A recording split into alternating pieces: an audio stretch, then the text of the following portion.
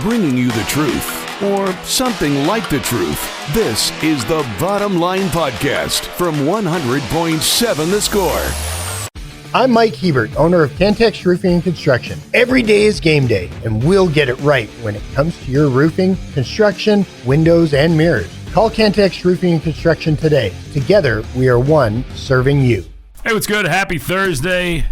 Good afternoon, and welcome. It's the Bottom Line on 100.7 The Score. The 100.7 The Score mobile app, TSportsNetwork.com. Television, Fox 34 News now. Your YouTube, your Fire Stick, your Roku. Lots of different ways to take us in. However you're doing it, we are thrilled that you've chosen to make us part of your Thursday afternoon. The we being myself, Chois Woodman, alongside Chris Snead. Clint Scott will hang out with us for about an hour today. You can also join the conversation if you'd like to. Your thoughts, comments, questions, allegations, accusations, hopes, dreams, score predictions. Anything you want, bring it in on the Yates Flooring Center chat line through that 100.7 The Score mobile app, which you can carry anywhere with you, even listen in out in Blue Ball, Delaware. Ayo Sneader. What's up? What is up is we are less than 48 hours away from the biggest game for Texas Tech football since. I'm going to probably put the 2008 game against Texas. I think it's got potential to be there. I think you would probably still – I think there's a 2013 game against Oklahoma that we, as far as a national perspective was, you had two ranked teams. I think Tech was number 10 going into that one. Well, I mean, we were – It didn't end up being that huge because you went 0-5 down the stretch. Yeah, I'm talking about from a meaningful standpoint of what could mean the jump-off point, because the Texas game was the game that well, I remember the 2013 game. That was, where we started off 7-0. You go to Oklahoma and we get worked. Now here's the. I don't think you got worked that game. It was close. We got smoked. We got smoked I think because you're misremembering the Oklahoma game.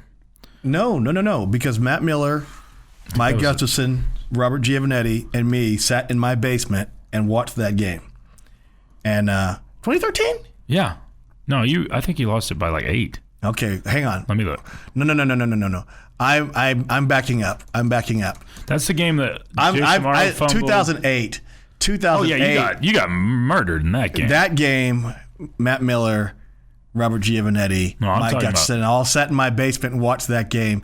And we were down 21-0. And I told every one of those guys, I said, none of you blankety blanks is leaving. We're going to watch this game to the end. Yeah, 38-30 for the 2013 game. Yeah, I was off on that one.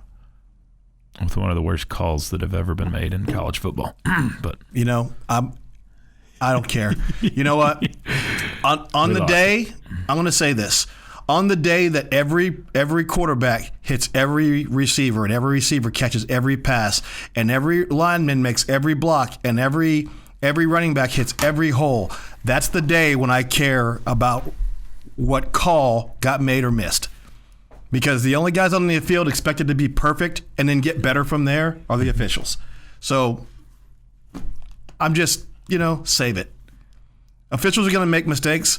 Coaches are going to make way more mistakes in a game than officials. Way more. Mm-hmm. So save it.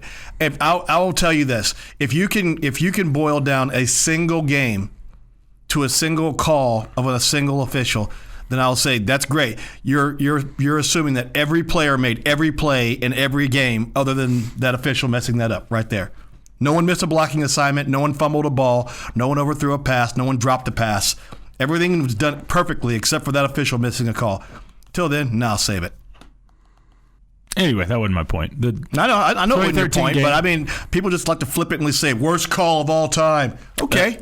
That one was up there. Okay. Then Jakeem Grant got an offensive PI when the other guy had his jersey stretched 3 feet. So. Sure. That's great. So, and the official, it was a terrible call. The official made a mistake. Texas Tech a touchdown. The officials made a mistake. Yeah, it did. And I'm sure that every block was made on every play that game. I bet it wasn't. Exactly. So until that day, then it wasn't the official's fault. Because I bet you the coaches in that game could point to 10 things that Tech did to itself to keep themselves from winning other than an official's call. My point was that's a loser mentality. This is a huge game. I think from obviously a Texas Tech perspective, but I also think you haven't had this kind of national attention where both teams are ranked and are viewed as contenders in a really long time when Texas Tech's involved. So it's been a decade or so. You've had some games like last year. You had a couple games where you knew, okay, if Texas Tech wins this one, the Colorado game, then you're going to be in contention. Both of those teams. That was a big game, but Tech wasn't ranked. No. I think the Baylor game last year, pretty big game. You end up not doing well and losing that one pretty bad. Yeah, you did launch Baylor. So this is a pretty massive game, and I think when you really listen to some of the national folks talk about this game, there's a lot of respect for both of these teams. I think there's more hesitation towards Texas Tech just for the fact that Utah's done it more recently. And Texas Tech that is completely fair. Yeah. And you have a track record of not being successful in these moments. And until you're successful in these moments, remember when you were successful in 2008 against Texas and then came and backed it up against Oklahoma State the very next week. In fact, in a more decisive manner, the 52-20 game over a team that they thought was going to be a great team, you kind of whipped them. I've been going through and kind of just listening to different people talk about this game. One of them was the Pro Football Focus. They did a little 10-minute blurb on this. There's a few out there that are just kind of doing some previews of this game. I feel like one of the, I don't know if I'd call it lazy, but one of the crutch narratives is the lack of belief in Behren Morton. I've heard people talk about how I got to see Behren Morton do it. That PFF one specifically with that only drove me crazy because he was like, I believe in Devon Dampier. And that's where it's I've seen Devon Dampier. I'm like, at New Mexico. Wait a second. Why do you believe in Devon Dampier? That's the point. Yeah, because where was Devon Dampier playing last year? New Mexico. So his tell me that record last year. What they 4-8? 5-7. Okay, yeah. Devon Dampier threw more than 40 passes 4 times, multiple interceptions every single time. In 10 games, 25 passes or more. You guys want to take a stab at his completion percentage? 48%. Mid-50s? I was going to go 48%. So, I mean, the Behren Morton thing, it's lazy journalism. And if this is why I don't care what those guys say.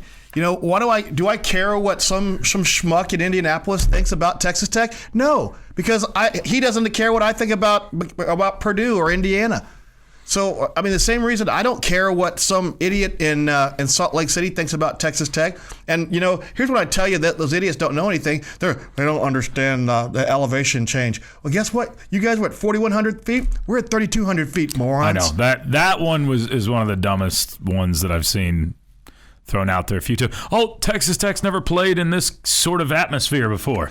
Yeah, dude, we used to go to OU in Austin all the time. You played in that atmosphere week 1 in Lubbock. Getting to the point, but taking the scenic route to get there. This is the Bottom Line Podcast from 100.7 The Score. Hey, what's going on? Happy Thursday. Welcome back. It's the Bottom Line on 100.7 The Score, 107 The Score mobile app, and doubleTSportsNetwork.com. Also on television, Fox 34 News Now, YouTube, Fire Stick, Roku, 950 on your AM dial. However you're joining us, wherever you're joining us from, we are thrilled you've decided to make us part of your Thursday afternoon. Alongside Jamie Lent, who jumps into the First United Bank studio.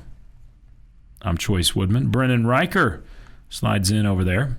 You can also hit us up if you'd like to. We welcome your thoughts, comments, questions.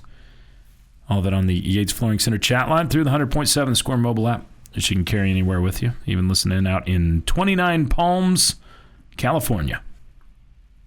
Sounds like a nice place. Dude just seriously counted the trees as he's naming the town, I'm sure.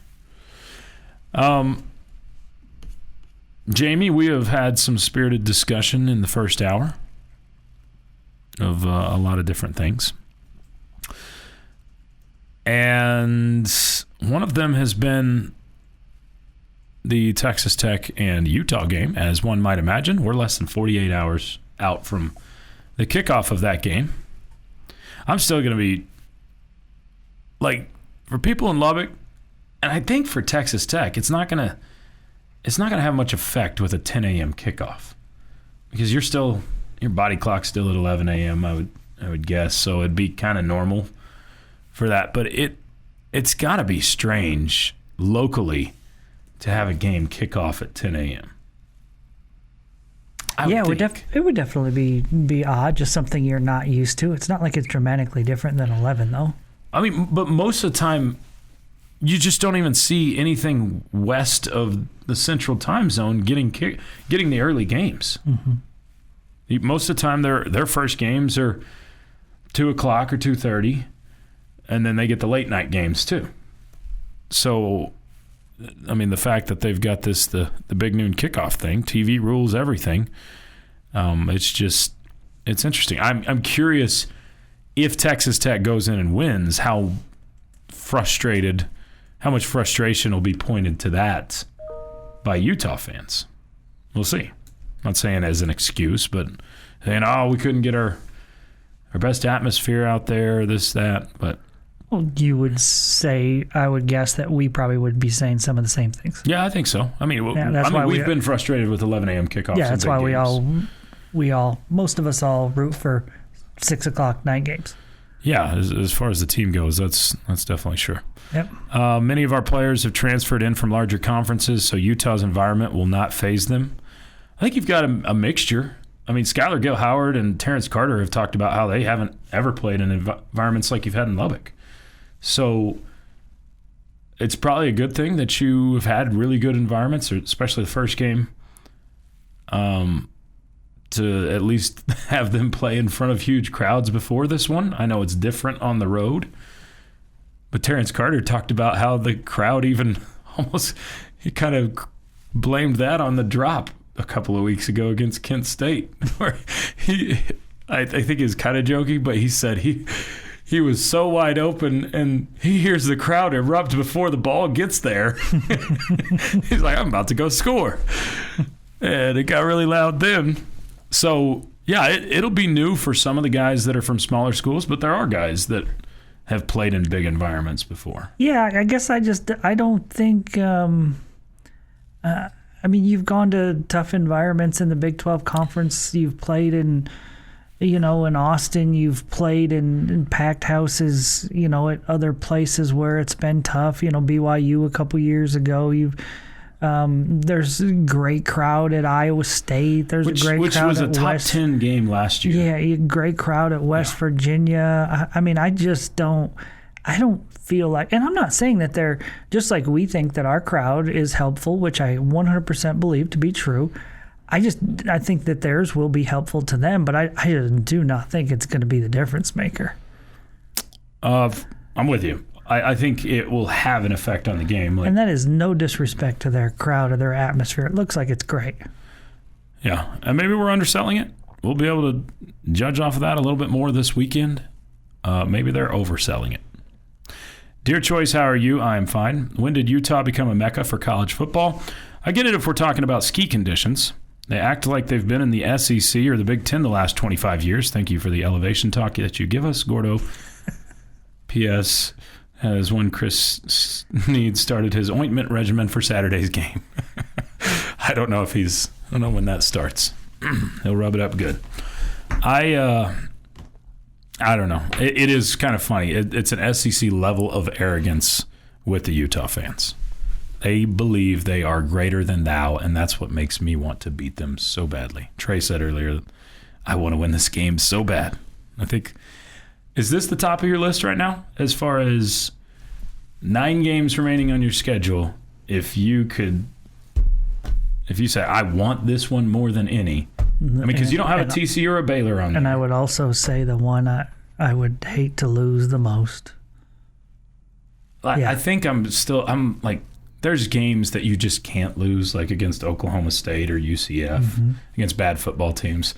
Those would be terrible losses, and you'd feel bad about it. Yeah, I don't have that one on the list this year just because they're so bad. Yeah, you kind of have that checked as a win already. But in terms of competitive games, I think this is it for me. I mean, I want to win this one as bad as any of them. I don't get a lot of what you guys get because I'm not on social media as much with their what's with the accusations, man? With their fans. I don't know. I'm not battling. I'm not reading but I did tell you the other day I went and listened I went and looked at a message board, and I've listened to podcasts a little bit, which is more than I normally do. I'm just so excited. I have more than normal too this week. Yeah, I'm kind of searching that out, to be honest with you. Same here. Yeah, dude, you're 80. Get off of Twitter. Yeah. I completely agree. I don't care if you're 80 or if you're 18. Get off. Man. Get off. It's just nothing good there. So anyway, I don't know. And it was interesting to hear you say yesterday that you talked to some Utah podcasters that said, "Hey, don't judge us all by our obnoxious fans. We think they're obnoxious. Some of them are obnoxious too. Most of us are good peeps, you know." But we don't get to see the good peeps. I mean, that's what's out there. Yeah, that's kind of life and everything. That's right? how it is. Yeah, I know.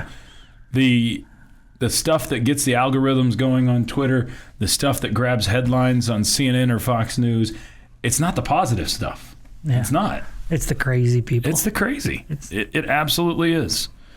It's the radical stuff.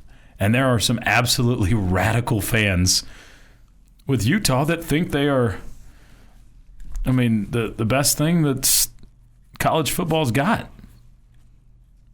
And that's why I desperately want Texas Tech to silence them a little bit. And it won't be silenced, but it'll quiet them down. I think my partial distaste for them so much is all the love that's been given to Devon Dampier for a guy that's coming from New Mexico. And the disrespect of other quarterbacks in the Big 12 Conference that he's been ranked ahead of. I'll add to that coming up from one of these podcasts I watched yesterday that was...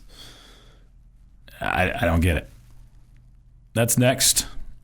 It's the bottom line on 100.7 The Score.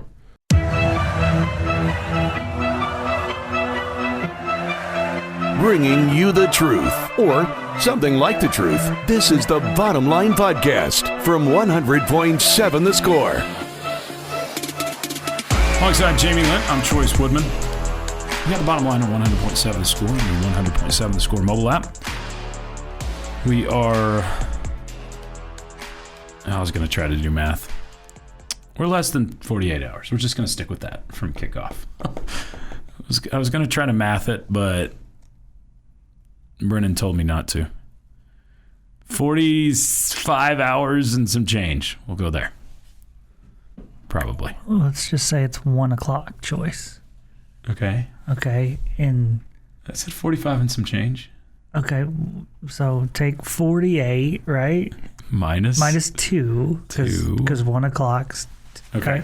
So that's now 46. You're down to 46, and then you're at 16 minutes. So I wasn't inaccurate.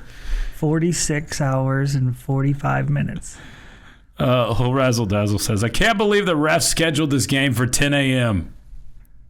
Snead was a little touchy about the refs, and I get it. It's fine. It's fine. Jamie, he's touchy about the refs like I am about defending my guy Behren Morton. I've been touchy about his lack of respect towards him nationally this year, even regionally. So Pro Football Focus, I watched a little bit of a 10-minute preview of this game. The guys on Pro Football Focus went through and talked, and and did a pretty good job. Talked about the matchups and how many talented players there are in this game, and took it from that angle. But one of the guys, interestingly enough, both of these guys, two of them here one of them picked Texas Tech as their Big 12 champion before the season, and one picked Utah. And they both stuck with those picks for this game.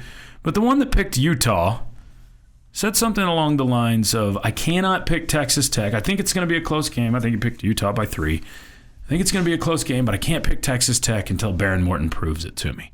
And he went through all these stats of Behren Morton in previous years of how he's not as good on the road, and he's going off of quarterback rating grade, which is... Yeah, it seems to be when people are looking at stats that knock Behren down a peg, it's the QBR that they seem to go with. But there's quite a bit different with Behren Morton this year. Obviously, the shoulder surgery, anybody that's watched, you see more zip. There's more on his ball than there was last year.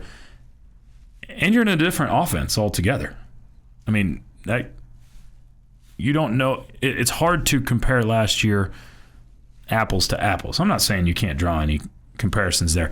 That wasn't the problem I had. It's interesting that you went that route because you were a guy that was pretty adamant that stood up for the offense last year. I still think Zach Kitley's a really good offensive mind and good, but I'm saying you're a different offense scheme-wise, and you've got a bunch of different players in this offense too, both.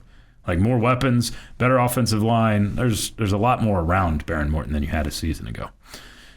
But what bothered me was when he was making his pick, he said, I can't pick Behren Morton. But on the other side, Devon Dampier is the guy I can trust.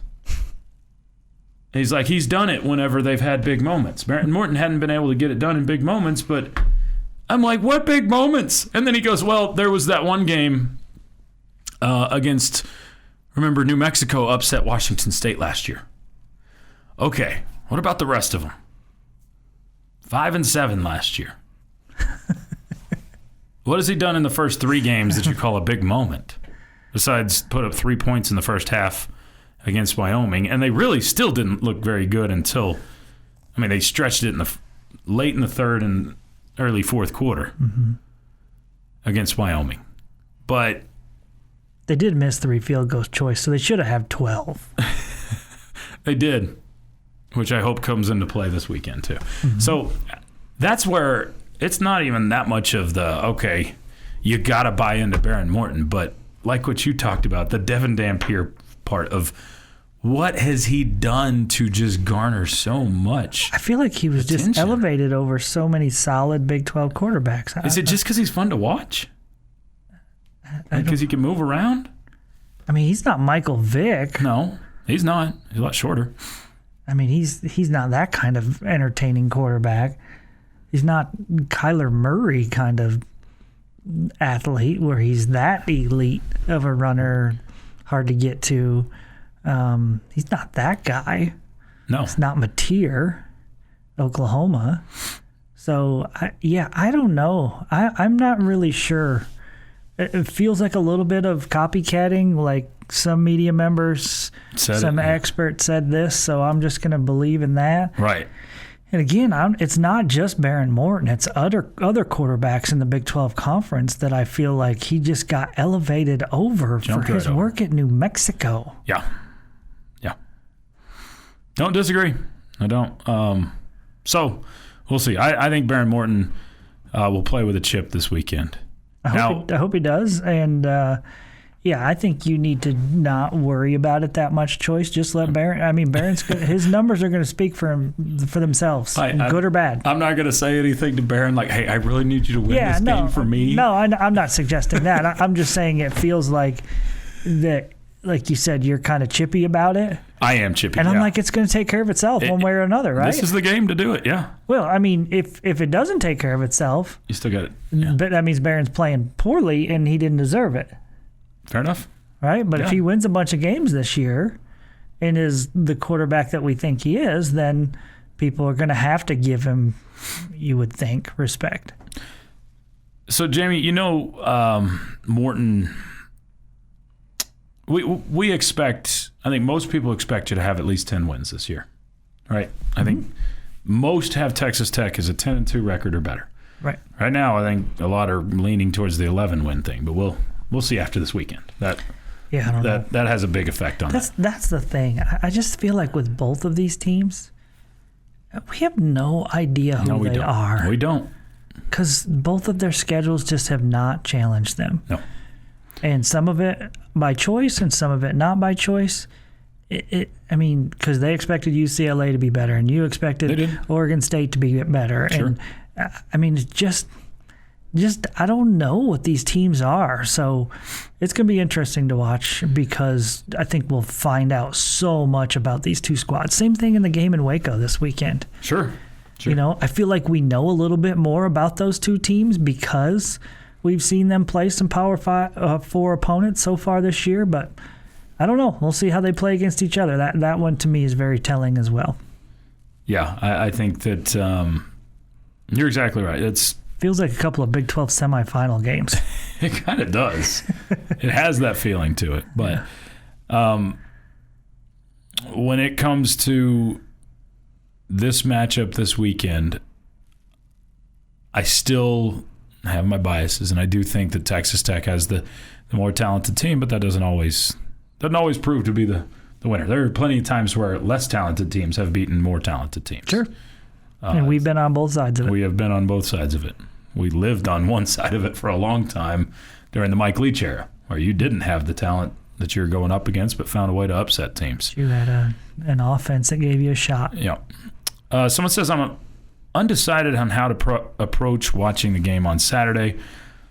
I have a medical procedure scheduled for Friday, and they've assured me I'll be discharged on Saturday. They have no idea when on Saturday that might be. I'm afraid I'll be discharged right in the middle of the game and in the midst of the critical part of the game.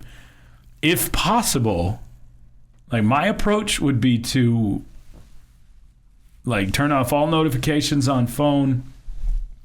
If you know you've got your Saturday open, I'm turning off all notifications on phone. I'm getting out when I can. Keep it off the radio, unless, I'm not normally telling people that. And then I'm going home with the recording and starting it from the beginning. I'm doing my best to not watch the scroll, the ticker, anything. Are you doing that? Or you want to know immediately how it's going, and then you'll decide if you're going to go back and this watch. Weekend's you're a perfect example. I can't watch the game live. I'll watch it when I get home Saturday night. But you'll know what happens. Oh, yeah, absolutely. And when I can, I'll be checking it, looking at my phone. Yeah, fair enough. Yep.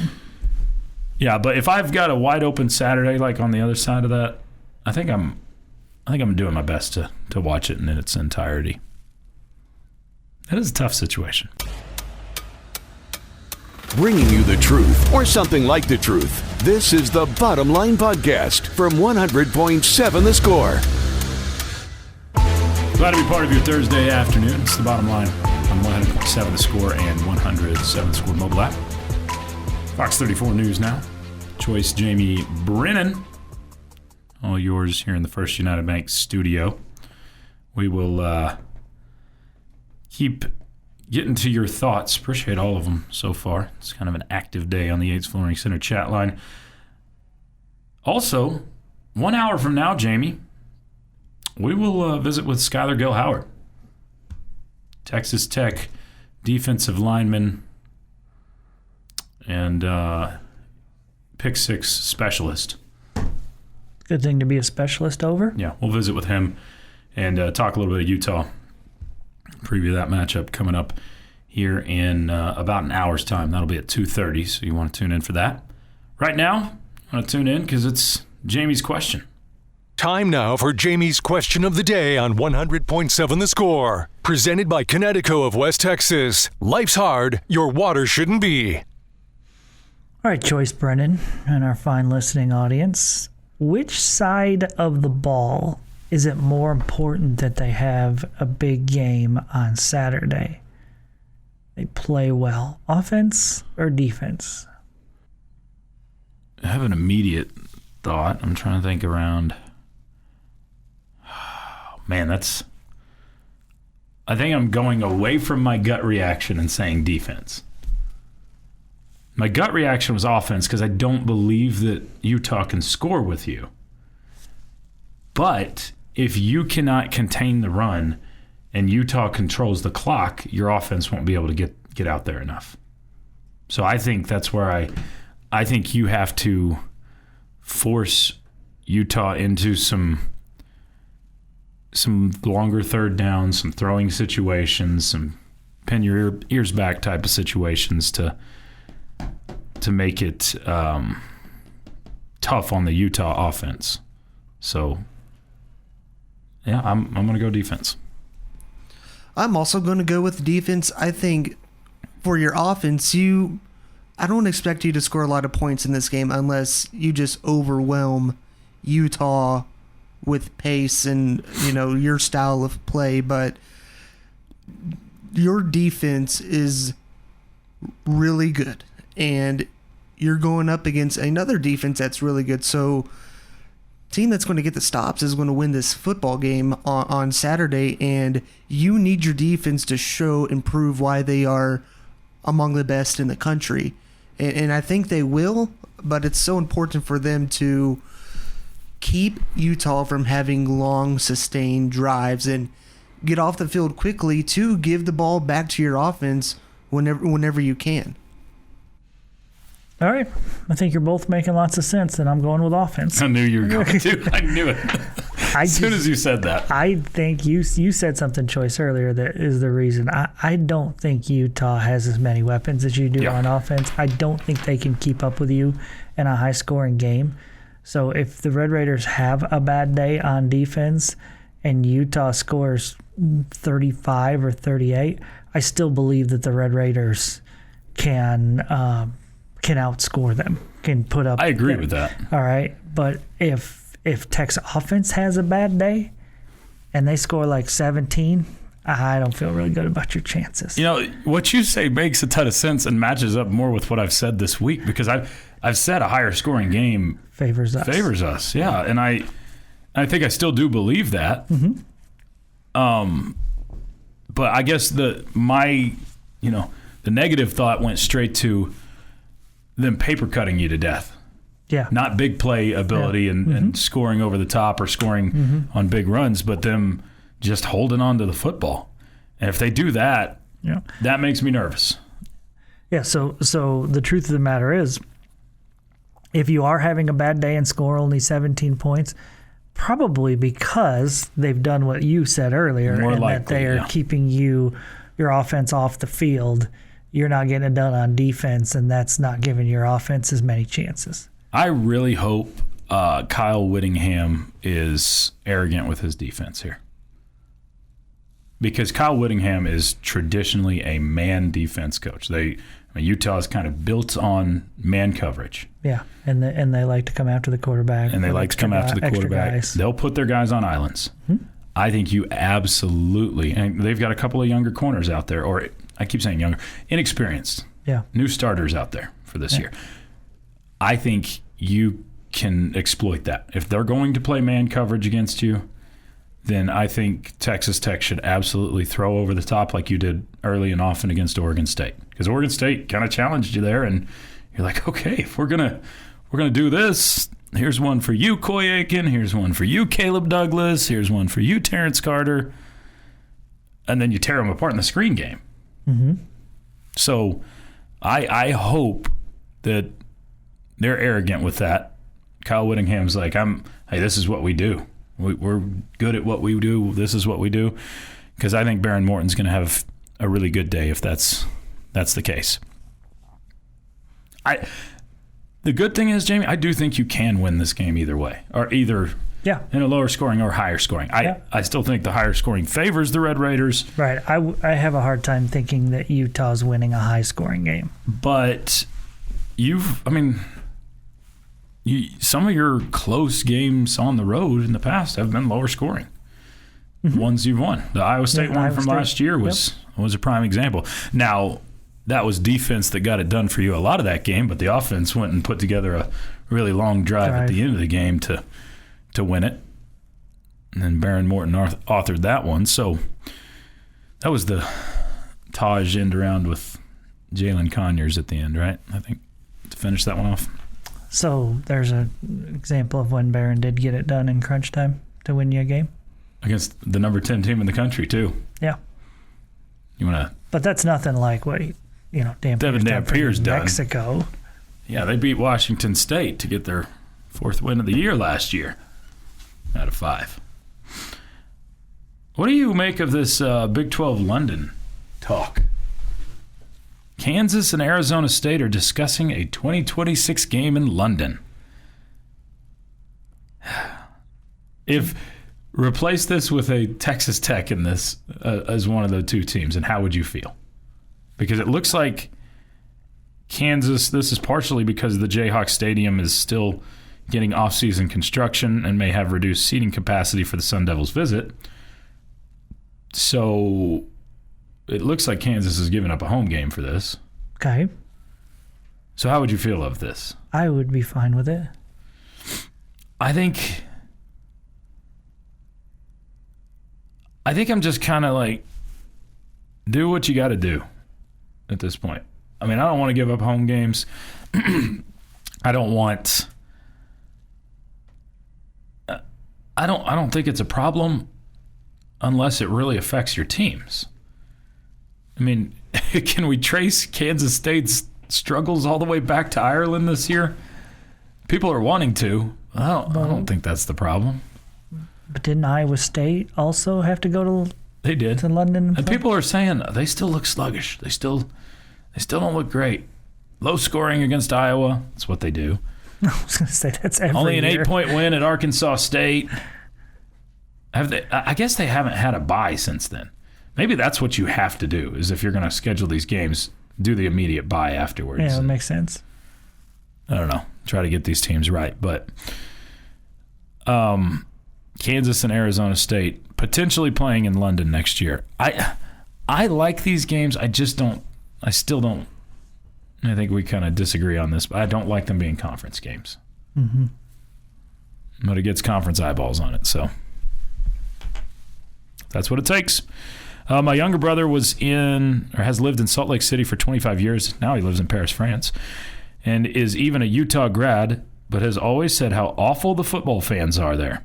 I lived there for 3 years and dealt with it myself, but he is making a point to watch the game, and we have been waiting for this moment for a long time for Tech to play Utah there, so hopefully they put it on him so he can rub it in his friends' faces. He's rooting for Utah Tech. Grad. He's a Utah grad and he's rooting for Tech. Oh my goodness, they must be awful.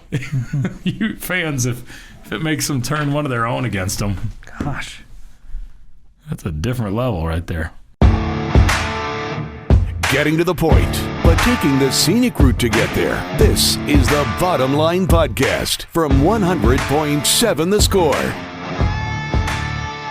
On we go to hour number 3 on this Thursday afternoon with the Bottom Line on 100.7 The Score and the 100.7 The Score mobile app, TSportsNetwork.com, and on TV, Fox 34 News Now, as well as the YouTube machine. Check out the Double T Sports Network there. Hit the like, subscribe buttons if you're feeling like it. We appreciate that. Alongside Jamie Lent, I'm Chois Woodman. Brendan Riker across the way handling us. Y'all chime in if you'd like to do so. We welcome your thoughts and your comments on the Yates Flooring Center chat line through that 100.7 The Score mobile app and at 107thescore.com as well as TSportsNetwork.com. Take the app anywhere with you, even listen in if you're out in Eek, Alaska. Eek. Eek. It's EKE. Jamie. There's a football game on Saturday. Let's go. There's actually several. Yes. And I'm going to zoom out a little bit to the Big 12 Conference as a whole. We've talked a lot of Red Raiders in Utah, but what other games have your attention for this weekend? You got another Friday night that has 2 games, right? Just one. Oklahoma State and Tulsa. I had 1 week ahead. My bad. Next week has 2 Friday night games. Okay. 1 game this week, Oklahoma State and Tulsa, and then several on Saturday Only 3 total conference-on-conference Yep. action, though. SMU and TCU obviously has my eye as well. Should. Yep. That one's at TCU.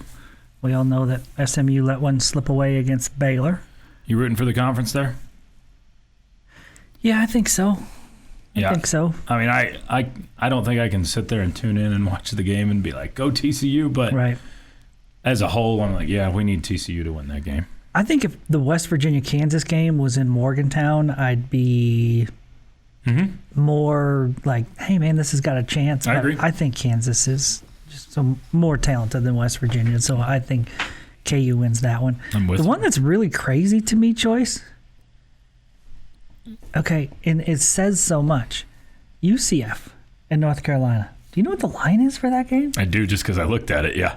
UCF I would not have picked it. 7.5. I would have guessed it would have been close to a pick 'em or North Carolina, a slight favorite maybe, but yeah. If that is the case, it is in Orlando. Mm-hmm. If that is the case, why are we giving TCU so much credit for their win at North Carolina? I think a little bit of the credit was diminished with how TCU played against ACU last week. Not a bunch. I mean, you don't want to overjudge on still a 3-touchdown win, but Yeah, they still won comfortably, yeah.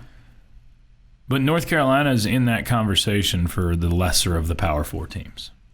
I think they're viewed as towards the bottom of the ACC right now. Mm-hmm. So, and I think Vegas views them as that as well. If what is a team that is the bottom of the Big 12 is a 7.5-point favorite over an ACC team, even if it is in Orlando, that's a big number. Mm-hmm. Do you think it'll go that way? A touchdown win for UCF? I still think I would. Oh man, this is tough. I still think I would lean towards a close game, one way or the other. Okay, Could go either way. yeah. I'm intrigued by the BYU East Carolina game. That's a long trip. Sure. I mean, anytime you see, I know BYU's not West Coast, but almost West Coast to East Coast. Heck, we see that effect in the NFL. We've seen that plenty of times where the traveling team in the NFL, even if they're not as good of a team, loses.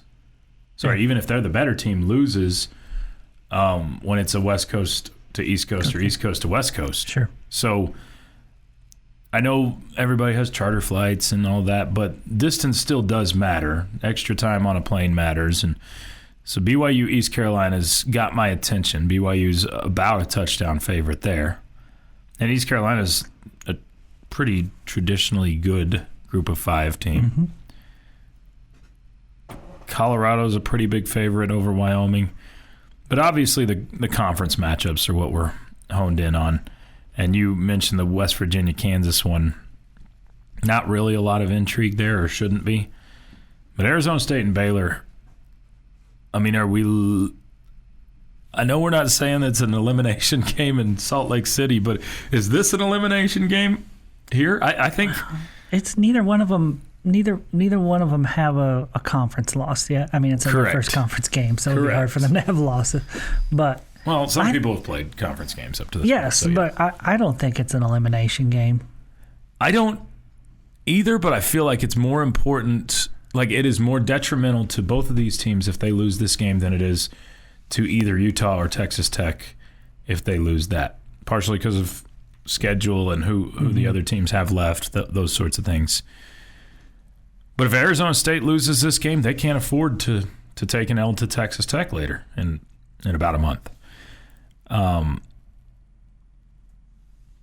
Baylor, I don't know. This one, what did you say yesterday? Or maybe you said it today. I don't remember. It was it feels like you've got a semifinal, Big 12 Big 12 semifinal games this weekend. 2 of them, yeah. I mean, are these the 4 best teams in the league right now? Iowa State we're discounting them, so yeah, they have to. Yeah. But the way Iowa State does it isn't as flashy, so it just doesn't feel as... I definitely feel like Iowa State's in the top 4. I think they're going to end up being 4th or 5th, Iowa State, personally, when the dust settles. But I don't know. I mean, that's That's an interesting one from Waco. And Baylor's only a 2.5-point home favorite. So I think, like we saw all of last year, Vegas doesn't exactly know what to do with the Big 12. Mm-hmm. By the way, the Texas Tech-Utah line has dipped a little bit more. It is now a 2.5-point line. Ooh. So people are betting the Red Raiders a little bit. Not great to, or not a big amount to move the line a bunch, but it's moving some in favor of the road team. This from the chat line. Mark says, my son is having his first junior high football game in Morton tonight of the season against Dimmitt. Good luck tonight. Good luck. Shout out, Mark, and your son. Morton Indians. I don't know if he's still coaching there. I had a old high school buddy that was or middle school buddy that's the coach out there, Malden. I'm sure no one will probably watch the Bills game tonight except me. But I hate that Jordan Brooks is with the Dolphins. He seems to be the only one on that squad that really cares about football. If the Dolphins get run off the field, then I suspect their coach will be fired. That's from Mr. B. I hate seeing Red Raiders on bad teams, too. I hate it for them. I mean, Jordan Brooks, he just got himself a bigger contract, didn't he? Didn't he just sign for... Feels like he did. Yeah, so I guess he's there for a little bit. Jordan Brooks, what's best for him is probably that he does get a new coach, so things can go back in the right direction. Mm-hmm. I mean, that has been a sharp downturn. Yeah. Mike McDaniel was the popular, trendy guy 2 years ago, and now... Not now. His shenanigans will not be accepted in Miami because of how, well, they're not winning. They're bad. Buffalo was not particularly sharp in week 2 against the Jets. They're missing 2 defensive starters tonight, so I think this will be closer than maybe most think. Oh, I think I'm still taking the 2 touchdown line in favor of Buffalo. Is it really that high? I think it's 13.5, yeah. Okay. I'll take Buffalo by I got 2 touchdowns. 23-13 Buffalo. Yeah, I don't. I think McDaniel gets fired after tonight. It's the bottom line on 100.7 The Score. Headlines next. This has been the Bottom Line Podcast from 100.7 The Score. Go to 100-7thescore.com for more from the Double T Sports Network.